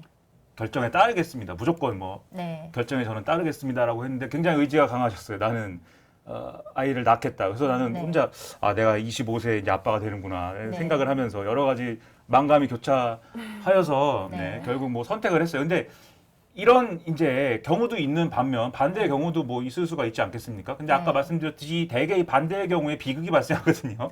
네. 네. 그래서 그런 것들을 또 최소화하기 위해서 우리 운동권들은 결심을 하고 있다 이런 거죠. 그렇군요. 저는 지난 주말에 영화를 한 편 봤는데 아. 가버나움이라는 영화였어요. 아. 그래서 작년에 칸 영화제에서 네네네. 심사위원상을 수상한 영화였는데 그 굉장히 가슴이 먹먹한 영화인데 거기서 보면은 그 주인공 남자아이가 12살인데 그 출생신고도 되어 있지 않은 아이예요. 근데 그 아이가 이제 굉장히 고생스럽게 살다가 결국 감옥에 가게 됐는데 감옥에서 자기 부모를 고소를 합니다. 나를 왜 낳았냐라는 이유로 고소를 해요. 그러니까 내용이 뭐냐면 이제 그러니까 부모가 행복하지 않은 상황에서 아이를 낳았는데 그 아이는 정말 불행한 거죠. 불행하게 이제 자랄 수밖에 없는 그런 환경에 처하는 거죠. 그렇기 때문에 나는 낳고 싶지 않았는데 나는 이 세상에 태어나고 싶지 않았는데 나를 책임지지 못할 거를 왜 낳았냐라는 이제 그런 말을 하고 그다음에 그 아이가 살아온 이제 그런 여러 가지 이제 고생스러움이라든지 네. 그런 것들 쭉 보여주는데 그러니까 사실은 우리가 중요한 게 낙태한 사람을 죄를 물어가지고 그 사람을 처벌할 게 아니라 사실은 낙태하지 않아도 되는 아이를 정말 행복하게 키울 수 있는 엄마가 정말 행복하게 아이를 키울 수 있는 그런 환경을 만들고 아이들도 어떤 환경에서든 내가 어떻게 태어났든 정말 행복하게 자랄 수 있는 환경을 만들어준 다음에 뭐 얘기를 하든지 해야 되는데 그런 상황이 전혀 아닌 상황에서 이 낙태죄를 여성에게만 그리고 그 의사에게만 묻는다는 것 자체가 사실은 저도 좀 말이 안 되지 않나라는 생각을 좀 해봤어요. 그리고 사실은 이렇게 생각을 하는 국민들이 예전에 비해서 좀 많아진 것 같아요. 낙태죄 폐지해야 된다라는 여론이 또 많아진 것 같은데 좀 어떻게 되나요? 네, 사회적 흐름이 그 2012년 당시 헌재 판결을 했던 때와 상당히 많이 달라졌는데요. 네네. 일단 이제 올해 2월에 한국보건사회연구원이 발표한 결과를 보면은 이제 만 15세에서 44세 여성 중에 75%가량이 낙태죄 조항은 개정돼야 한다라고 답을 했습니다. 네. 그리고 오늘 리얼미터가 발표한 여론조사 결과를 보면은 낙태죄 폐지를 찬성하는 응답이 58.3%였어요. 근데 반면 낙태죄를 유지해야 한다는 응답은 30.4%에 불과했거든요. 전 국민을 대상으로 하는 예, 그런 거죠? 그렇습니다. 근데 이제 2010년 당시에 리얼미터가 동일한 질문을 했을 때 낙태를 허용해서는 안 된다는 응답이 오히려 53.1%로 과반수를 넘었는데 근데 이게 2010년 결과였는데 이제 오늘 발표된 여론조사 결과를 보면은 이게 뒤집어진 거죠. 네. 그래서 10년도 채 안 된 사이에 이렇게 사회적 흐름이 많이 바뀌었다는 것을 확인할 수 있습니다. 네, 그렇군요. 여기도 뭐 댓글들이 있네요. 싱글맘이 살기 좋은 나라도 아닌데 엄벌만 때리면 되나? 열악한 환경에서 태어나면 그만인가? 라는 얘기들. 운동권 짱. 그런 댓글도 있고요. 네, 여기 보니까 몇 시에 나오는지 아시는 분이요? 네, 2시에 나옵니다. 2시에 나오고 2시에 이제 결정문을 읽기 시작하면은 네네네. 조금 더 시간이 걸려서 한 2시 네네. 뭐 20분 이쯤에 이제 위헌인지 여부가 이제 결정이 될 것 같아요. 저도 복잡한 가정사가 있어서 네, 자라면서 네. 지금 벌써 딸이 몇 살인가요? 예? 딸이 몇 살인가요? 우리 애는 13살이에요. 그래서 아, 지금 네, 많이 컸네요. 예, 큰일 났어요. 그래서 지금. 왜요? 예? 아, 뭐 딸이 왜? 예, 여러분 수학은 빨리 가르치십시오. 갑자기 교육의 문제로. 여러모로 이게 근데 저도 자라면서 네. 우리 집에 가정사가 복잡하여서 네. 어머니를 많이 원망했습니다. 아, 네. 저도 고발하고 싶다는 생각을 어렸을 때 네. 나를 왜 낳았어 이렇게 생각했는데 그것도 사실 생각해 보면 어머니 탓입니까 그게? 우리 어머니 탓이 아니고 이 세상 그렇죠. 탓이죠. 네, 이 세상이 잘못됐습니다. 네. 그래서 운동권이 된 것이죠. 네. 아. 고발을 세상이 잘못됐다. 네. 그리고 사실 전 세계적으로도 유엔이라든지 이런 기구에서도 사실은 한국의 낙태죄는 좀 폐지되어야 된다라는 의견을 좀 보내기도 했었죠. 네, 그게 이제 지난해 3월이었는데요. 유엔에서 이제 한국 정부의 낙태죄 폐지를 권고하면서 이제 3가지 사항을 촉구를 했습니다. 네. 첫 번째는 모든 임신 중절을 비범죄화할 것, 그리고 그 여성과 의료진을 처벌하는 조항을 삭제할 것, 네. 그리고 여성이 임신 중절을 할 때 그 적절한 의료 서비스를 제공할 것, 이 3가지 사항을 촉구한 바 있었습니다. 네. 그리고 보니까 그 헌법재판소 소장이신 네. 그 유남석 그 소장 같은 경우에도 그러니까 지난해 청문회를 할 때 본인의 이제 개인 의견을 밝히면서 이제 낙태죄는 이제 법이 바뀌어야 된다라고 생각한다라고 이제 얘기를 하기도 하셨죠. 뭐 네. 워딩이 어떻게 되나요? 그때 당시에? 네, 이제 그때 당시에 임신 초기에는 사회 경제적인 사유에 따라 임신 중절을 할 수 있도록 입법을 고려해야 한다라고 발언을 했었는데요. 네. 이때 얘기한 사회 경제적 사유는 이제 뭐 여성의 나이라든가 자녀 수라든가 경제적 상황이나 뭐 양육 조건이 어떠한가 이러한 조건을 두루두루 살펴서 임신 중절을 할 수 있는 길을 열어놔야 한다 이렇게 좀 볼 수 있을 것 같습니다. 근데 그 사회적 조건도 사실은 좀 얘기들이 많더라고요. 그러니까 네. 이 사회적 조건을 이제 달기 시작하면은 이게 여성이 스스로 자기가 얼마나 안 좋은지를 증명해야 되는 그런 네. 상황에 처할 수도 있는 거고, 그러니까 그 사회적 조건이라는 게 어떤 기준으로 우리가 판단을 내릴 것이냐 이런 것도 사실은 불분명하고, 그래서 그러니까 사실은 폐지를 주장하는 쪽에서는 아무런 조건을 두지 않고, 네네. 그러니까 사실은 비범죄화해야 된다라는 주장들을 네. 좀 하고 있는 상황이죠. 네. 그리고 이게 낙태죄라는 게 사실은 낙태죄가 존재하는 나라가 그렇게 많지가 않더라고요. 네, 네, 우리나라를 포함해서 몇 나라가 안 됐는데 특히 아, 그래요? 네, 그리고 어. 좀 세계적으로 조금씩 이렇게 줄어들고 있는 추세예요. 낙태죄를 폐지하고 있는 추세인데 특히 아일랜드 같은 경우에는 낙태를 하면은 14년 징역? 네, 그렇죠. 네, 14년이었는데 네. 그러니까 지난해에 낙태죄가 완전히 폐지가 됐죠. 네네. 그 사례 전세적으로 좀 흐름이 어떤지를 좀 말씀해 주신다면. 예, 이제 일단 말씀하신 것처럼 아일랜드가 이제 지난해 5월에 낙태죄를 명시한 수정헌법 제8조를 35년 만에 폐지를 했었어요. 헌법에 그렇게 적혀 있었는데 네, 헌법을 네, 네, 네, 네. 폐지를 했군요. 그래서 원래는 말씀하신 것처럼 그 낙태를 한 여성에게 최장 14년의 징역형이 네. 부과가 됐었는데요. 근데 올해부터는 임신 12주 이내엔 제한 없이 임신 중절 수술을 받을 수 있고, 그리고 관련된 의료 서비스도 국가 보험을 적용을 해서 대부분 무료로 받을 수 있도록 그렇게 법이 바뀌었습니다. 네. 지난해 국민투표를 해서 그 결정을 예. 한 거죠. 네, 그렇습니다.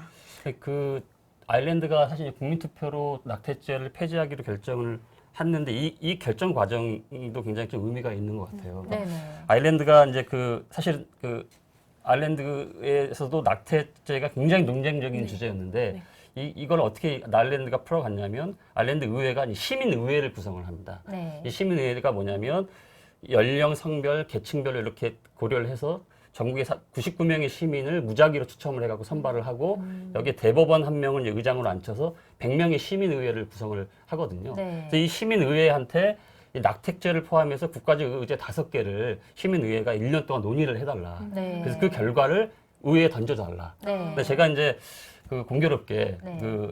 이 아일랜드 시민의 제 3차 회의가 이제 낙태죄에 관련된 논의를 할 때 제가 현장에 가서 취재를 아, 그러셨군요. 뭐 아, 그때 독일에 계셨어요. 예, 그때 취재를 했었는데요.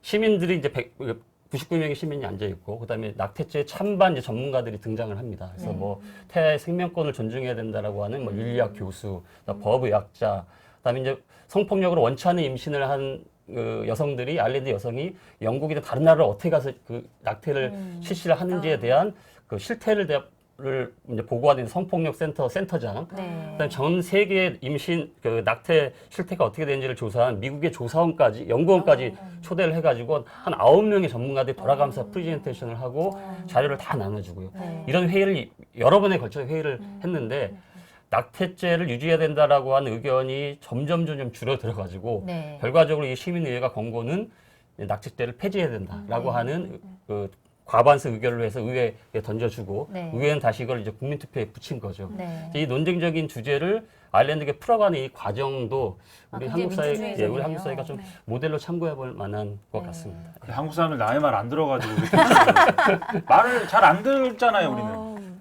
저도 남의 말 안 듣습니다. 지혜만 있고.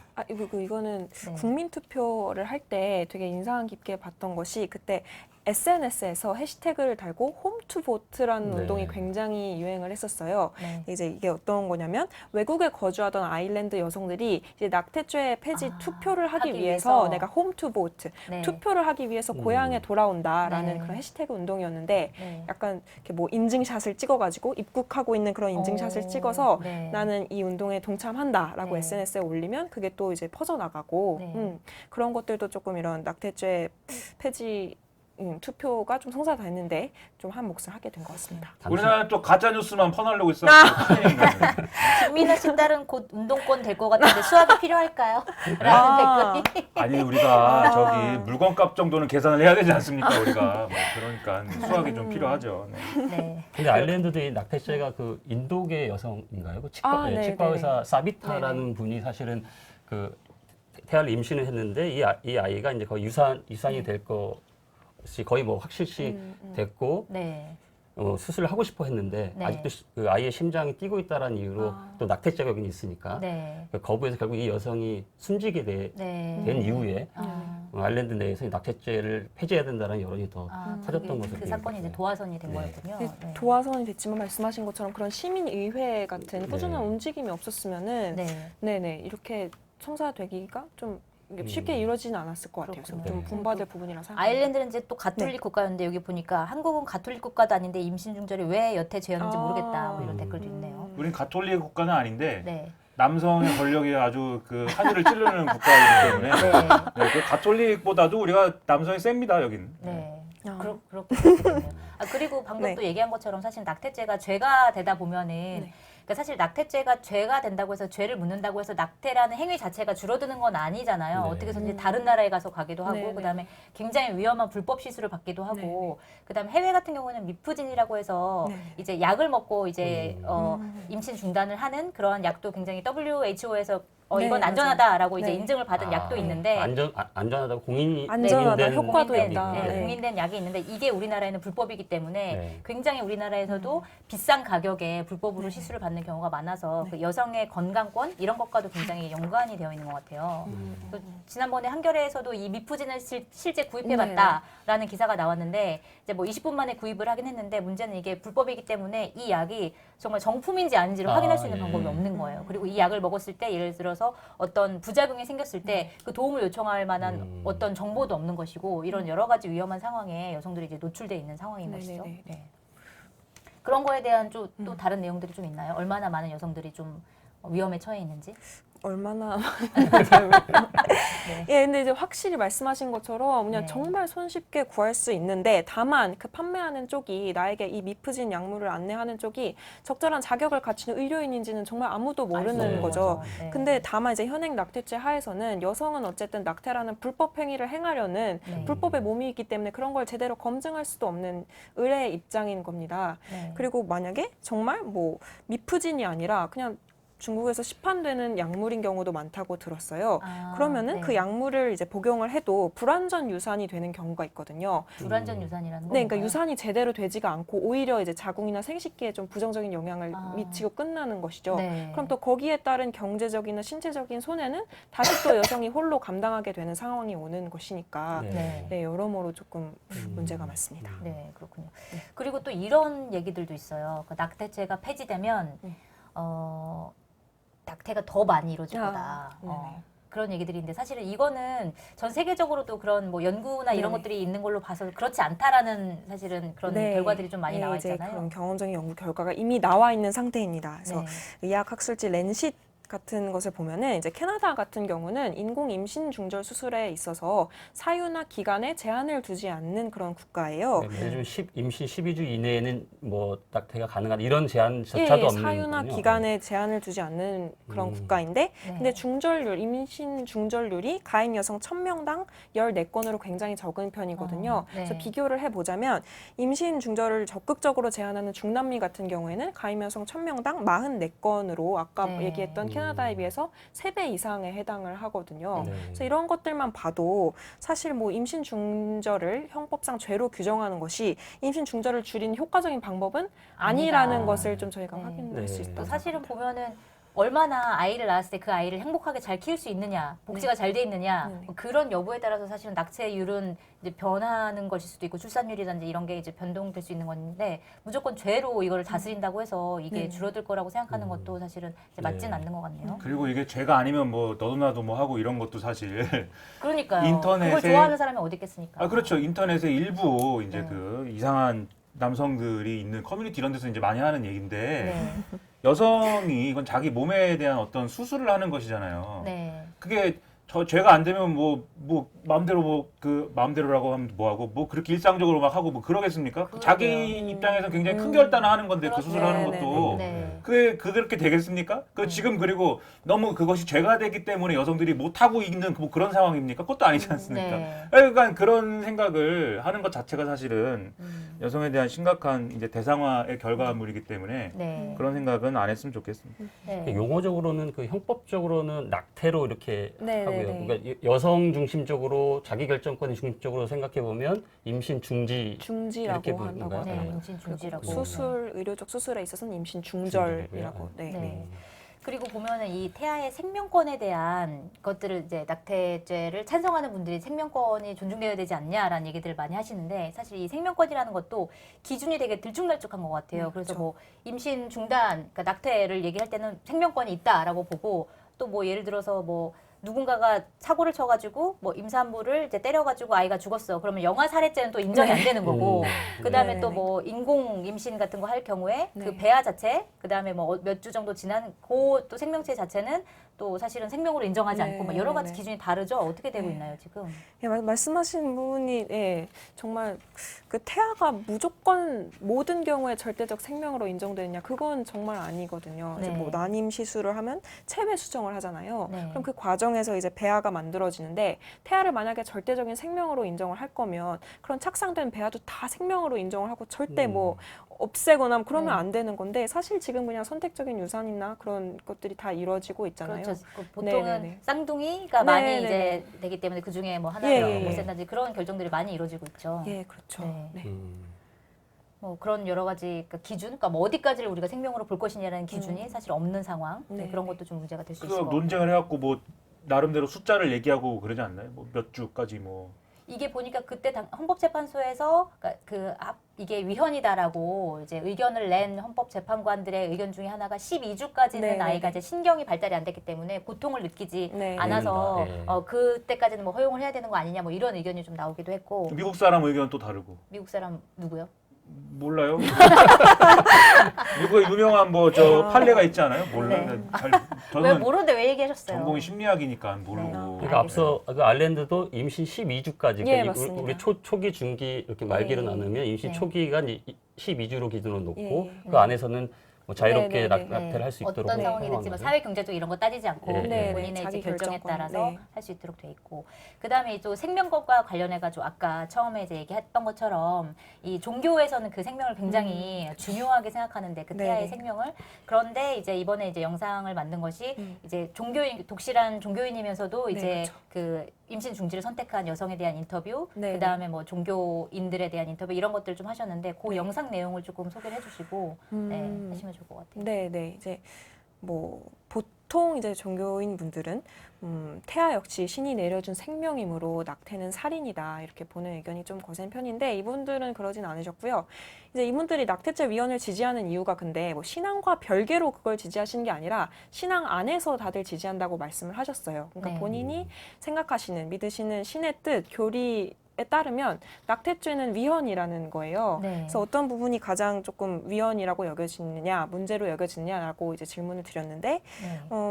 일단 모든 존재에는 어떤 신의 숨결이 다 깃들어 있는데 그래서 네. 따라서 신앙인이라면 그 모든 존재를 평등하게 대해야 할 그런 의무가 있는데 현행 낙태죄에서는 어쨌든 여성만 죄인이 되는 그런 차별이 이루어지고 있다는 그 부분을 가장 큰 문제로 지적을 하셨어요. 네. 그래서 뭐 태아 역시 생명이므로 소중하다라는 얘기를 할 때는 일단 우선 그 생명에 혹시 여성은 배제되어 있지 않은가라는 질문을 던져야 한다 아, 이렇게 예, 말씀을 예. 하신 게 조금 인상이 깊었습니다. 예, 예. 네, 그래서 뭐 그 무조건 인터뷰하신 네. 거 보니까 그 목사님이십니까? 아, 네. 한 분은 이제 신부님? 성공회 사제 아, 분이셨고, 신부님. 한 네. 분은 이제 신학 연구원이셨고, 한 분은 네. 이제 크리스천으로서 직접 임신 중지를 네. 경험하셨던 분이었습니다. 네, 네, 그렇군요. 그 사제분이 이 낙태죄 폐지에 굉장히 적극적으로 운동하고 계신 게 예, 굉장히 맞습니다. 인상적이었거든요. 네, 네, 예. 네. 종교는 좀 그런 것 같습니다. 운동권들은 인민의 아편이라고 그러는데 그 종교도 근데 자기들이 또 제가 너무 기독교에 대해서 한국 개신교에 대해서 너무 안 좋은 선입견을 갖고 있어서인지 모르지만 본인들 어떤 기독교의 경우에는 본인들의 입장이 유리할 때는 세상법과 우리 교회법은 다르다고 주장하고 네. 또 어떤 부분에 있어서는 이 세상법에 개입을 해갖고 이 자기들이 믿는 교리에 가까운 어떤 법 체계를 만들어야 된다고 주장하고 그런 것이 기분이 많이 나쁘네요. 세금을 내셨으면 좋겠는데. 근데 보니까 그 네. 영상에서 저는 되게 먹먹했던 장면이 아, 네. 뭐냐면은 그 임신 중지를 선택한 여성이 약간 울먹이면서 네, 그 하나님께서는 나의 선택을 잘했다고 해주실 것이다. 그리고 뭐 네. 이런 얘기를 했는데 그 당시에 좀 하나님은 남성인가? 이 저기 인터뷰 하실 때 좀 네네. 어떠셨어요? 그때 당시에 분위기라든지 그런 것들을 좀 소개를 해주신다면. 일단 이제 그 분은 신앙 공동체에서 본인이 임신 중지를 했다는 사실로 인해 좀 소외된 것을 좀 우려하고 계셨어요. 네. 예, 예, 예. 그래서 하지만 근데 그런 게 아니라 하나님이 원하시는 건 그런 차별과 배제와 소외와 낙인이 아니다. 내가 임신 중지를 선택함으로 인해서 내 삶을 이어나갈 수 있었던 건 모두 다 하나님의 뜻이고 내가 하나님의 축복을 받은 것이다. 내가 바로 그 증거인데 왜 당신들은 이런 낙태한 여성에 대해서 차별을 행하고 있는가라고 말씀을 하셨던 게 굉장히 좀 인상 깊게 남았습니다. 그리고 뭐 여성이 스스로를 지키지 않는 선택을 하게 만드는 것만이 과연 성서에서 이야기하는 생육하고 번성하는 길인가? 네. 그게 과연 생명을 위한 길인가라고도 네. 좀 질문을 던지셨던 게 기억에 남습니다. 네, 그렇군요. 오늘 만약에 그 위헌이나 헌법 불합치 결정이 나오면 네. 신의 뜻이네. 그렇지 않겠습니까? 그렇죠. 신의 네. 뜻이 신의 뜻으로. 네. 네, 네, 네. 근데 아직 결정이 안 된 것 같아요. 지금 네. 어떻게 됐나요? 피디님, 결정이 아직 안 나왔나요? 신앙인들이 그 네. 우리 기독교 코미디를 많이 저 마음에 담고 있어야 됩니다. 기독교 공 네, 홍수가 났는데 네. 어떤 사람이 이게 갇혀갖고 네. 못 나오는데 하나님한테 기도를 해가지고 저를 구해 주십시오. 홍수를 멈춰갖고 그랬는데 어떤 사람이 배를 타고 와서 여기 빨리 타라고. 네네. 근데 하나님이 구해줄 거기 때문에 나는 그런 거 아니다 그래갖고 그 사람은 가고 또 어떤 목에 와갖고 여기 빨리 타라고. 나 하나님이 구조해줄 거. 그래갖고 결국 죽었어요. 네. 그래서 하늘나라 갔죠. 하늘나라 가갖고 네. 저를 왜 안 구해주셨습니까? 기도를 그렇게 했는데 하나님이 배를 보냈다고 임마 너한테 바보야 너는 배를 보냈는데 그걸 그런 얘기. 약간 네. 위헌이 나오고 헌법 불합치가 나오면 이제 네, 하나님의 한 뜻이다. 거다. 네. 그렇군요. 근데 아까 네. 아까 말씀하신 것 중에 아이를 키울 수 있는 어떤 잘 자라날 수 있는 사회적 환경을 만들어주는 것도 굉장히 네. 중요하다는 생각이 들어요. 이 낙태죄 논쟁이 또 한 축에서. 그렇죠. 그러니까 저는 그 독일에 잠시 있었을 때 보면 거기는 이제 킨더겔트라고 그래서 우리로 말하면 양육수당을 네. 만 18세까지 주거든요. 아. 그리고 좋은 나라네. 그리고 그러니까 송 기자님도 받으셨던 거죠? 저희도 받았죠. 유학 간 사람도 주는 예, 거죠? 저희도 받았고. 오. 네. 저희가 아이가 둘이었으니까 네. 1인당 우리 하나로 치면 한 25만 원 정도 되거든요. 매월. 그러니까 네. 아이 둘이었으니까 한 50만 원 정도가 나오는 건데 우리는 그 나이가 어렸을 때 이제 점점 나이가 먹어갈수록 이 액수가 좀 줄어들잖아요. 네. 그리고 이제 뭐 아동수당이 문재인 정부에 새로 생기긴 했지만 네. 근데 18세까지 주고 이 아이가 경제 여건이 안 되거나 뭐 네. 학교를 가지 못했거나 이러면 또 만 25살까지 그 연장을 해서 또 그래요? 이렇게 줍니다. 네. 그리고 제가 그 독일에 있으면서 아주 인상적이었던 거는 오후 5시 전후만 되면 놀이터에 아빠들이 굉장히 많아요. 그리고 네. 유치원 선생님들이 이제 그 놀이터에서 아이들을 많이 놀게 하는데 네. 아이들을 데려가는 이 그 집으로 데려가는 사람이 엄마가 아니라 아빠들이 굉장히 많이 오거든요. 그렇군요. 그만큼 일찍 좀 퇴근을 시켜줘서 일종의 저녁에 있는 삶들을 보장을 해서 네. 이 양육의 주체가 아빠가 같이 될 수 있도록 도와주는 어떤 사회적 환경들이 네. 뭐 굉장히 좀 인상적이었거든요. 맞습니다. 그러니까 우리도 이렇게 뭔가 양육의 주체가 아빠가 될 수 아빠 양육의 주체가 될 수 있도록 그런 사회적 환경을 만들어 주는 것 이런 네. 것도 굉장히 중요할 것 같습니다. 맞습니다. 저도 보면은 저도 지금 첫째가 그 5살인데 둘째는 없고요. 네. 네. 근데 사람들이 자꾸 둘째를 낳으라 그러는 아, 거예요. 네. 근데 첫째 키우기도 너무 힘들거든요. 아. 그러니까 저 같은 경우에는 그렇게까지 뭐 어려운 막 경제적으로 어려운 막 너무나 어려운 상황은 아닌데도 불구하고 이 아이 한 명을 키우기가 너무너무 힘든 상황인데 둘째를 낳으면서 사람들이 하는 말이 애를 일단 나누면 네. 자기 먹을 건 자기가 안고 태어난다라고 얘기하는 게 너무 듣기 싫은 거예요. 그게 어떻게 네네. 있을 수 있습니까? 네네. 말이 안 되는 거죠. 네네네. 그런 사회를 만들어 놓지 않고서 자꾸 이 그 아이를 마치 낳을 수 있을 것 같은 환경에 처한 여성에게 자꾸만 그걸 강요하는 사회 이런 것도 사실은 네. 말이 안 되는 네네. 것 같아요. 그렇게 하면은 저 같은 애가 됩니다, 애가. 그렇게 잘하신 거 아니에요, 운동권? 운동권. 아닌 거죠, 그러니까 지금 문제가 있는 거죠 지금. 네, 우리에게 많은 수많은 좋은 이야기를 들려주고 계시잖아요. 좋은 이야기는 안 했죠 저는. 저도 얼마 전까지 정치팀에 있을 때 네. 집에 이제 퇴근을 하면 밤 10시, 11시 집에 들어가면 11시도 넘고 이랬고 네. 아침 일찍도 나오면 아이들이 자고 있을 때 들어가서 아이들이 자고 있을 때 나오거든요. 그래서 제가 출근하면서 아내한테도 그랬어요. 꼭 아빠가 집에 다녀갔다고 얘기 좀 해달라. 예. 네. 그러니까 이렇게 뭔가 지금 우리 근로 환경들이 사실은 뭐 아까 말씀드렸듯이 양육의 주체로 설 수 없게끔 만들어주는 이런 환경들도 있고 모든 양육의 책임을 아내에게 여성에게 지우는 이런 부담들이 굉장히 큰 것이 좀 문제죠. 맞아요. 네. 그리고 낙태죄라는 게 사실은 국가가 뭔가 출산율이라든지 이런 것들을 통제하려는 수단으로 네네. 굉장히 많이 사용되었고 그다음에 역사적으로 보면 국가가 낙태죄를 폐지하려고 하는 시도를 굉장히 많이 해왔어요. 네. 네, 왜냐면은 그 낙태죄 그 산하 조절 네네. 그런 정책 때문에 네. 그러다가 또 출산율이 떨어지면 낙태죄를 또 있어야 되나 더 강하게 해야 된다라고 뭐 주장하기도 하고 여러 가지 이 출산율을 어떻게 할 것이냐를 두고 낙태죄를 가지고 많이 이제 아니, 자기네들이 지금- 왔다 갔다 한 거죠. 지금 낙태죄가 있는데 출산율이 땅을 파고 내려가가지고 그러니까요. 나라가 망하게 생겼다고 기사를 그렇게 열심히 쓰고 있습니다. 그게 몇 년 전에 그래서 몇 년 전에 또 의사를 더 심하게 처벌하는 법이 또 개정되려고 했던 시기가 네, 있었어요. 그때 네, 한 네, 당시에 그래서 그때 제가 기억나는 게 한겨레 21에서 제가 표지 기사로 낙태죄 폐지 관련해가지고 표지 기사를 썼던 기억이 나는데, 그러니까 박근혜 정부 시절이었는데 어쨌든 그런 식으로 국가가 계속 낙태죄에 대해서 조금 더 엄하게 출산율이라는 것과 연동시켜서 좀 엄하게 하려고 하는 그런 행태들 그런 것들이 계속 쭉 이어져 왔었던 거죠. 우리 그 낙태죄가 우리나라의 그 형법으로 이렇게 들어오게 된 배경을 이렇게 좀 보니까 네. 일제 강점기 때 일본이 네네. 그 자신의 그 낙태죄를 처벌하는 자신의 형법을 우리 쪽으로 이렇게 도입한 것이 이 시작이었다 이런 기사가 있더라고요. 네. 그게 지금까지 쭉 이어져 온 네. 것이죠. 원래 조선 시대까지는 뭐 낙태죄에 대한 특별한 처벌이 없었는데 네. 일제 강점기 시절에 일본의 형법이 우리 쪽으로 도입이 되면서 시작된 것이다 이런 얘기가 있습니다.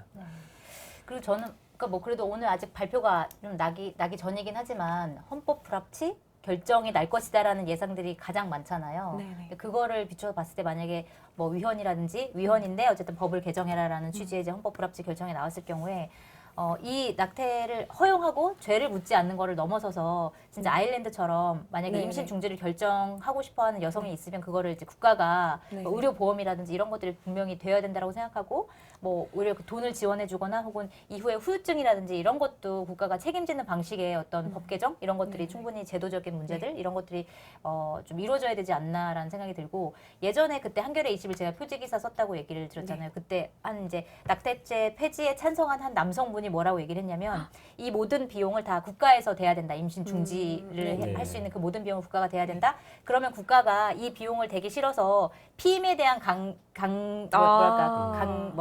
피임에 대해서 더 많이 이제 교육을 하고 네. 성교육에 대해서 더 많이 국가가 하지 않겠냐. 자기네들 돈 더 안 쓰려고 네, 약간 네, 이런 네. 얘기까지 했었는데 좀 약간 그런 것도 하나의 방안인 것 같아요. 네네네. 사실 대통령 하시죠, 대통령으로. 아닙니다. 김민아 씨가 대통령 나오신다고요? 아, 저는 안 됩니다. 낙태죄 저는 폐지에 찬성하는 운동권. 지금도 대통령이에요. 무슨 대통령인가요? 카리브해 섬이 있습니다. 섬. 게임 얘기하시는 거죠? 네. 엘 프레지덴트. 프레지덴테. 프레지덴테입니다, 제가. 네, 그러시군요. 지금 형법과 함께 그 같이 논의되고 있는 게 보니까 모자보건법, 모자보건법 14조가 이제 우리가 낙태를 할 수 있는 그 범위를 좀 제한을 해뒀는데 네. 뭐 강간이라든지 중강간 뭐 이렇게 몇 가지 조항들이 좀 있더라고요. 근데 이게 이제 보니까 일본의 우생보호법을 모방해서 이 모자보건법이 만들어졌다 이렇게 돼 있는데 네. 그 일본의 우생보호법에는 그 낙태를 할 수 있는 그 사유 안에 우리나라에는 없는 경제적 이유 이런 것까지 좀 더 포괄되어 있는 그런 좀 차이가 있더라고요. 오늘 어떤 결정이 날지는 모르겠지만 하여튼 이것이 모자보건법을 개정하는 데까지 후속적으로 쭉 이어져야 되는 과제들이 좀 있는 거죠. 네. 그 일본인들의 그 법은 어디서 왔을까요? 일본인들이 혼자 만들지는 않았을 것 같은데 어디 유럽 국가에 뭘 또 베끼지 않았을까요? 그거는 저 나치 독일에서 온 거 아닌가요? 맞습니다, 맞습니다. 독일 아, 나치의 그래요? 단종법의 영향을 받았다. 아. 아주 인류에 해악을 끼치는 법이네 이게. 그러니까 독일- 하나님이 이거 폐지하는 게 맞네 그러면. 독일 나치의 단종법이 일본의 네. 우생보건법으로 이어지고 그게 네. 우리나라의 모자보건법으로 네. 이렇게 이어진 역사가 히틀러 악마가 만든 법이네요. 이게. 네. 그리고 저는 제가 임신했을 때 좀 약간 되게 의문이었던 게 뭐냐면 임신하면은 그 아이가 건강한지 검사를 네. 하잖아요. 근데 건강한지 검사를 하는 게 사실 의미가 없는 거예요. 왜냐면 우리나라에서 낙태를 허용하는 거는 네네. 그러니까 그러니까 생물학적으로 엄마나 아빠가 유전적인 어떤 질병을 갖고 네네. 있거나 혹은 뭐 원치 않는 뭐 성폭행에 의한 거거나 혹은 뭐 어쨌든 여러 가지 이유가 있지만 거기 아이의 건강은 거기에 포함되지 않거든요. 엄마가 뭐 건강이 무척 나쁘거나 뭐 이런 거는 되는데 근데 내가 이 검사를 하는 게 무슨 의미가 있나라는 생각이 네. 들더라고요. 근데 그 검사 비용도 굉장히 비싸요. 그 그래가지고 초음파 검사 비싸죠. 네, 되게 비싸고 그래서 검사를 했는데 만약에 이 아이가 그래서 문제가 있습니다. 나중에 뭐 문제가 장애를 가지고 태어날 겁니다라는 얘기를 들어봤자 나는 합법적으로 뭐 결정할 수 있는 네. 권한이 나한테는 없는 거예요. 그래서 저는 제가 아이를 낳는 나이가 약간 그 노산이랑 비슷한 약간 기간이었거든요. 그래가지고 이 검사를 되게 비싼 비용의 검사를 이제 하라고 의사가 얘기를 하는데 35, 그러니까 만 35이 지나면 검사를 하거든요. 근데 저는 그걸 검사를 해봤자 아, 무슨 네네. 이게 의미가 있을까 해서 네. 그냥 안 했어요. 아예. 아, 네네. 그랬는데 이런 것도 사실은 법이랑 뭐 이런 거랑 맞지 않는 부분이거든요. 현실적인 네네네. 부분이랑. 네. 네. 그리고 장애 아이에 대해서도 굉장히 임신을 하면은 그런 거에 대한 굉장한 공포감이 밀려오거든요. 혹시나 이 아이가 문제가 있지 않을까라는 엄청난 공포감. 근데 그런 것도 사실은 이 장애라든지 이런 사람들에 대한 복지, 그다음에 정말 그런 사람들이 돈 안 쓰고 내 돈 안 들이고 정말 그냥 행복하게 잘 살 수 있는 나라 어떤 그런 시스템이 갖춰져 있다면 사실 그런 걱정, 그런 검사를 할 이유도 없는 네, 거고 그런 그쵸. 걱정을 할 이유도 없는 네, 거거든요. 네. 네. 자, PD님 아직 결과 안 나왔나요? 네, 아, 안 나오나 봐요. 청구문을 계속 네. 읽고 있는 중인가 봅니다. 아, 안 나오나 봐요. 네. 네. 판결 내용은 나중에 검색하고 알란다. 방송 시청 여기까지. 이제 다들 기다리다 네. 지시였나 봅니다. 네. 저희도 뭐 그러면 너무 이렇게 오래 질질 끌지 말고 이제 뭐 마무리를 해야 될 텐데 자 그러면 각자 좀 의견을 냈으면 좋겠어요. 무슨 의견을 또 내죠? 자 앞으로 자 우리가 위헌 헌법 불합치 결정이 나왔다고 치고 자 네. 앞으로 그러면 뭐가 달라져야 될까? 많이 달라져요. 왜 네, 갑자기 당황하고 그러세요? 많은 어떤 것들이 질문에도 당황 안 하시는 분이시잖아요. 많은 것들이 달라져야 됩니다. 네. 네. 근데 많은 것들 어떤 것들이 구체적으로? 지금까지 얘기한 많은 것들이 본인은 얘기 안 하셨잖아요. 예? 본인은 별로 아니, 얘기 안 나 하셨잖아요. 뭐 무지하게 딸에게 많은- 수학을 가르쳐야 된다. 그거는 가르쳐야죠. 그거 가르쳐야 되는데 네. 네, 뭐 지금 얘기한 많은 것들이 다 네. 네. 아이를 잘 키울 수 있는 환경을 조성을 해줘야 되고 나라에서 네. 모든 걸 다 떠나서 네. 그리고 여성의 자기결정권이라는 거에 대해서 그렇게 그 대상화해서 생각하지 말고 말 그대로 여성이 스스로의 어떤 건강이나 신체의 어떤 조건들에 대해서 스스로 결정하게 만들어야 되잖아요. 예? 네. 그 당연한 얘기인 것인데 그거를 뭐 그 일부 이제 그 극단적인 생각을 가지신 분들이 납득을 하셨으면 좋겠고 나아가서는 뭐 하여튼 여성들이 좀 더 이제 살기 좋은 뭐 일들이 있어야겠죠. 네. 네. 굉장히 소극적인 답변 아, 감사합니다. 왜냐면 제가 또 남성의 입장에서 함부로 막 이렇게 아닙니다.